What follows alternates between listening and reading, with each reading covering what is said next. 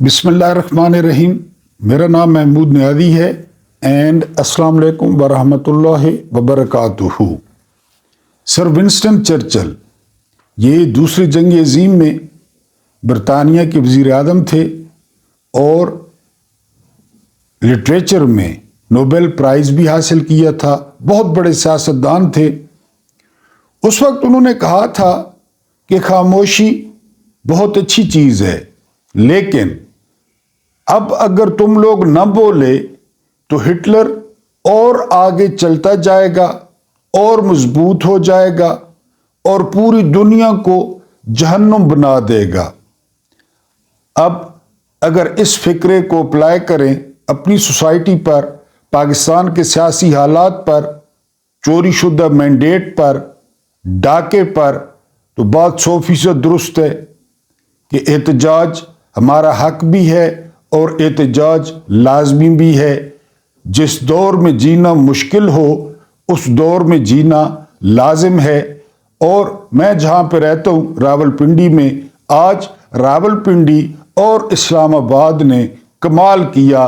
इंतहाई ठंड, बारिश और सर्दी में, बल्कि ओलों में बहुत ज़्यादा लोग वो अपने मैंडेट के लिए निकले। शेर अफजल खान मरवत ने खिताब करते हुए चीफ जस्टिस कादी फायज ईसा से वो इस्तीफे का मुतालबा भी किया कि वो इस्तीफा दें, क्योंकि इस तमाम धांधली के जिम्मेदार वो हैं। उन्होंने पाकिस्तान तहरीक इंसाफ से नाम छीना, उन्होंने पाकिस्तान तहरीक इंसाफ से बल्ला छीना, उन्होंने पाकिस्तान तहरीक इंसाफ को एज ए पार्टी वो तोड़ दिया। और इसके अलावा ख़वातीन की जो मखसूस नशिस्तें नहीं मिल रही, इसके भी जिम्मेदार वो चीफ जस्टिस कादी फायज ईसा हैं। तो लोगों की बहुत बड़ी तादाद आपने खुद देखी। अगर ये पाकिस्तान का मंशूर बन जाता है और पाकिस्तान में मिलिट्री इस्टेब्लिशमेंट, एजेंसियों और ब्यूरोक्रेसी की मुदाखलत ख़त्म हो जाती है, तो ये मुल्क दिन दुगनी रात चौगुनी तरक्की करेगा।